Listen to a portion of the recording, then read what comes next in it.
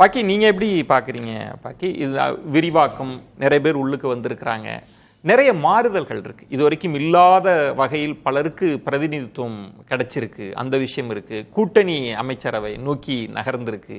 இதெல்லாம் சேர்த்து பார்க்குறப்ப என்ன என்ன மெசேஜாக நீங்கள் பார்க்குறீங்க? நாங்கள் பல பேரை சொன்ன மாதிரி, நண்பர் மணியும் சொன்ன மாதிரியும் கூட கூட்டணி ஆட்சியினால் பல நன்மைகள் ஏற்படும்னு நான் கணிக்கிறேன்.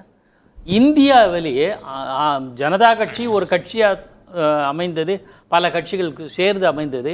அதுக்கு பின்னாடி பார்த்தீங்கன்னா பல விபி சிங் தலைமையில், ஐக்கிய குஜரால், தேவகவுடா எல்லார் காலத்திலும், ஏன் வாஜ்பாய் காலத்திலே, இப்போ இவர் மன்மோகன் சிங் காலத்து வரையில் கூட்டணி ஆட்சி. இன்று கூட டெக்னிக்கலாக அது பிஜேபி ஆட்சியாக இருந்தாலும் அதுவும் கூட்டணி ஆட்சி தான், தேசிய ஜனநாயக கூட்டணி ஆட்சி. அதில் என்ன ஒரு நன்மை அப்படின்னா, நேஷனல் லெவலில் அது ஏற்றுக்கொள்ளப்பட்டது. தேசிய அளவில் காங்கிரஸ் அப்படின்ற ஒரு கட்சி ஒற்றை ஆட்சியாக இருந்த காலத்து மாறி கூட்டணி ஆட்சியை ஏற்றுக்கொண்டது. ஒரு ரெண்டு மூணு எக்ஸ்பெரிமெண்ட் வந்து ஃபெயிலியராக போச்சு. ஜனதா கட்சி போச்சு, ரெண்டாவது விபி சிங் ஆட்சி, சந்திரசேகர் ஆட்சி கவிழ்க்கப்பட்டது. அதற்கு பிறகு வாஜ்பாய் கூட ஒரு பரிசோதனையில் தேர்ச்சி பெற்று வந்துட்டார். அதுக்கு பிறகு கூட்டணி ஆட்சிகள் தொடர்ந்து நடைபெறுது. இந்த மாதிரி பீரியடில் நண்பர் வணிக சொன்னாங்க, அந்த பீரியடில் தான் ப்ராக்ரஸ் நிறைய நடந்தது. நம்ம என்ன சொல்லப்போனால் ஒற்றை ஆட்சி இருந்தது. 404 சீட்டில் 1984 ராஜீவ்காந்தி பிரதமரானார். திடீர்னு மிகப்பெரிய வெற்றி கிடைச்சது. ஆனால் அந்த காலத்தில் நிறைய பிரச்சனைகள் ராஜீவ் அரசாங்கத்தின் மீது பல புகார்கள் வந்து அதனால தான் அவர் வீழ்ச்சி அடைந்தார். விபி சிங் பிரதமராக வந்தார்.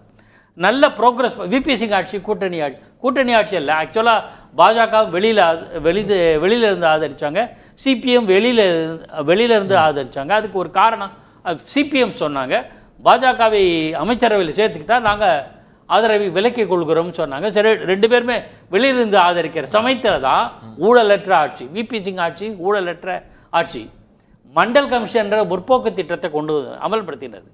அந்த மாதிரி பார்த்தீங்கன்னா ப்ரோக்ரஸில் வாஜ்பாயுடைய 99க்கு பிறகு பார்த்தீங்கன்னா இன்ஃப்ராஸ்ட்ரக்சர் டெவலப்மெண்ட், நிறைய ஐடி செக்டார் வளர்ச்சி. நீங்கள் சொல்கிறதுல மண்டல்னு சொல்கிறதுனால உள்ள சிக்கல் என்ன அப்படின்னா, பாலிசியில் உங்களுக்கு எதிர் விளைவுகள் வந்து அது வர அடுத்தது அது ஆட்சி ஸ்திரத்தன்மை கீழே விழுந்துருது.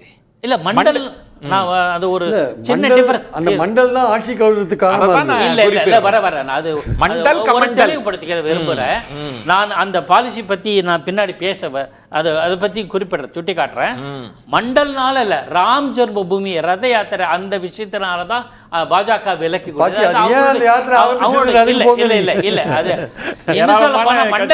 மண்டல் கமிஷன் நிறைவேற்றிய போது ஆதரித்தது பாஜக. சார், நம்ம வரலாற்று உண்மைகளை புரிஞ்சுக்கணும். நமக்கு வெறுப்பெல்லாம் கிடையாது. பாஜக மண்டல் கமிஷனை ஆதரித்தது, மண்டல் கமிஷனை எதிர்த்தது காங்கிரஸ்.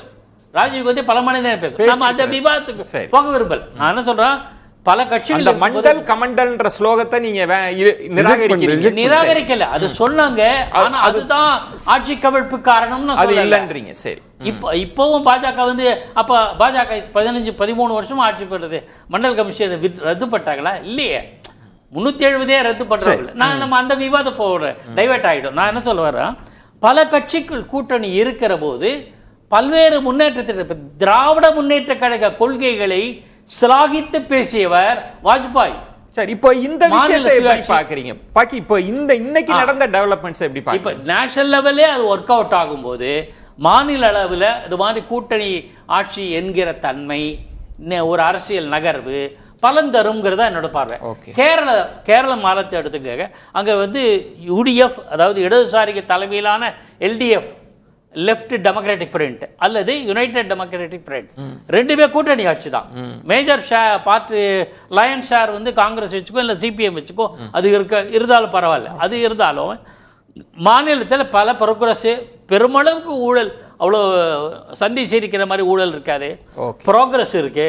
அந்நிய செலாவணி அதிகமாகிட்டு, வேலைவாய்ப்பு குறைவு, அந்த மாதிரி பல திட்டங்களை பார்த்தீங்கன்னா லிட்ரஸி ரேட்டில் கேரளா கூட்டணி அமைச்சரவை அப்படின்றதே வந்து ஒரு ப்ரோக்ரெசிவா நிச்சயமாக ஊழல் கூட தடுக்குது. ஒரு சிம்பிள் லாஜிக், ஒரு கட்சி அமைச்சர் வந்து ஏதாவது ஊழல் பண்ணான்னா இன்னொரு கட்சி தாங்காது இல்லை, கண்டிக்கிறதுக்கு ஒரு வாய்ப்பு இருக்குல்ல, வாய்ப்பு அது அதனால ஒன்றும் புனிதமாயிடும் அப்படி சொல்லலை, ஒரு வாய்ப்பு இருக்கு, உருவாகுது இல்லை, செக் அண்ட் பேலன்ஸ் இருக்குன்றீங்க.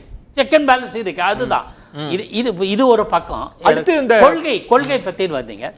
கொள்கைக்கு தான் நண்பர் நான் வேற ஒரு தளத்தில் பேசும்போது சொன்னேன், காமன் மினிமம் ப்ரோக்ராம் வந்து கை கொடுத்தது. இப்போ நான் ஏன் முரசொலி மாறன் சொன்ன சில திட்டங்களை வாஜ்பாய் ஏற்றுக்கொண்டார். சில கோர் இஷ்யூஸ் ஆஃப் பாஜக அவங்க கைவிட்டல ஒதுக்கி வச்சுட்டாங்க. அந்த இப்ப இந்த நகர்வு இன்னைக்கு நடந்திருக்குல்ல, இதை எப்படி என்னவா பாக்குறீங்க? இன்னைக்கு நடந்த விஷயங்கள்ல நீ உங்களோட அப்சர்வேஷன் என்ன? Very good. இதுல நான் வந்து சோசியல் இன்ஜினியரிங்க்கு பெரிய முக்கியத்துவம் தரதாக நினைக்கல. நான் என்ன நினைக்கிறேன், முதலமைச்சர் விஜய் அவர்கள் யாருக்கு எது கொடுத்தா பெட்டரா இருக்கும்னு அவர் யோசிச்சிருப்பார், அல்லது அவருக்கு ஆலோசனை கூறியவர்கள் யோசித்திருப்பார்கள். அதன் விளைவை அதை அப்ளை பண்ணார். ஒரு சில அமைச்சர்கள் வந்து படித்த அமைச்சர்கள், விஸ்வநாதன் எடுத்துங்க, காங்கிரஸ் மூத்த தலைவர், நீண்ட காலம் பார்லிமெண்ட்ல மெம்பராக இருந்தவர். ஆனால் அவர்கிட்ட உயர்கல்வி கொடுத்துருக்காங்க. என்னை பொறுத்தவரை நான் வந்து ஒரு குட் சைன்னு பார்க்குறேன். ஐடி படித்த அந்த கம்ப்யூட்டர் துறை தொடர்பான விஷயங்கள் தெரிந்த குமார் ஆர்டிபிஷியல் இன்டெலிஜென்ஸ் போன்றவற்றை நடத்திருக்காங்க. சரியா தவிர நாம அந்த விவாதத்தை அரசியல் படுத்தல. ஒரு மத நம்பிக்கை உள்ள ஒரு சமுதாயத்தை சேர்ந்தவர் அறநிலையத்துறை அமைச்சராக இருக்காங்க. இப்போ இதெல்லாம் நான் இன்னும் ஒரு படி மேல சொல்றேன். செங்கோட்டை கிட்ட முதல்ல நிதி துறை கொடுத்திருக்காங்க. இப்போ மரிய வில்சன் கிட்ட கொடுத்திருக்காங்க. மரிய வில்சன் ஒரு கல்வியாளர், அவர் நிதி மேலாண்மை பற்றி ஓரளவு புரிதல் இருந்திருக்கும். ஸோ அடிப்படையில் ஏதோ இந்த அவரை வந்து முதலமைச்சர் அதாவது வந்து போர்ட்போலியோஸ் அலாட்மெண்ட் வந்து கம்யூனிட்டி அதெல்லாம் இல்லை, இவர் வந்து இந்த திறமை செயல்படுத்துவாரு, இந்த துறையை சரியா கையாள்வார் என்கிற நம்பிக்கையின் அடிப்படை. நம்பிக்கை ஏன்னா அவங்க என்ன செயல்பட்டாதான் தெரியும். நம்பிக்கையில கொடுத்திருக்காங்க, எதிர்பார்ப்பு நான் நினைக்கிறேன். அதுல மாற்று இல்ல. பெருமாள் பண்ணி இதுல பெரிய கால்குலேஷன்லாம் இல்ல அப்படின்றதுதான் இருக்கிறவர்கள்ட்ட யார் மீது அவங்களுக்கு நம்பிக்கை இருக்கோ அப்படிதான் கொடுக்கப்பட்டிருக்கிறதா, அப்படிதான் புரிஞ்சுக்கணுமா? ஒண்ணு. ரெண்டாவது, நீங்க சொன்னது வந்து லஞ்சத்தை தவிர்க்கிறது. பிரியன் சொன்னது உலகமயமாதலுக்கு பிறகு நீங்க ஊழல்ன்றது நீக்கமர நிறைஞ்சிருக்கு, பல்வேறு வடிவத்தில் இருக்கு. அதை ஏதோ ஒரு 5 நாள்ல நம்ம முடிவெடுத்து அப்படிலாம் செய்ய முடியாதுன்ற ஒரு தன்மை இருக்கு. அப்படி ஒரு சிஸ்டத்தையே மாற்ற முடியுமான்ற தன்மைலாம் இருக்கு. ஆனால் நீங்க ரொம்ப சீக்கிரமாவே அந்த முன்முடிவு. நான் 3 விஷயம் சொல்றேன். இப்போ வந்து மதுபானங்களை பொறுத்தளவில் அந்த 10 ரூபாய் வந்து இன்னமும், ஏன்னா இப்போ அந்த ஊழியர் சங்கம் ஒன்று சொல்றாங்க, இப்போ உடையிற பாட்டிலு, மின் கட்டணம், ஏற்றுக்கூலி இறக்கு கூலி, இதெல்லாம் வந்து எங்களால் பியர் பண்ண முடியலன்னா அந்த சங்கம், பணியாளர் சங்கம் அவங்க தரப்புல சில விஷயங்களை முன்வைக்கிறாங்க. அந்த 10 ரூபாய் நாங்கள் வாங்குறதுக்கு எங்களுக்கு சில நிர்வாக செலவுகள் இருக்குன்னு முன்வைக்கிறாங்க. அது ஒண்ணு. ஆனால் நேரம் தவறி மது கிடைச்சதில்ல, கள்ள சந்தையில டாஸ்மாக் இல்லாம 10 மணிக்கு மேல கிடைக்கிறது, 12 மணிக்கு முன்னாடி கிடைக்கிறது, அது இன்றைக்கு சுத்தமா ஒழிக்கப்பட்டுருச்சு. அதை நீங்க யார் வேணா கிராஸ் செக் பண்ணிக்கலாம். ஃபர்ஸ்ட் விஷயம். ரெண்டாவது, சிஎம்டிஏல 80 ஃபைல், நான் துறையை சொல்லியே சொல்றேன், 80 ஃபைல் எந்த விதமான இதுவும் இல்லாம கையெழுத்தாயிருக்கு.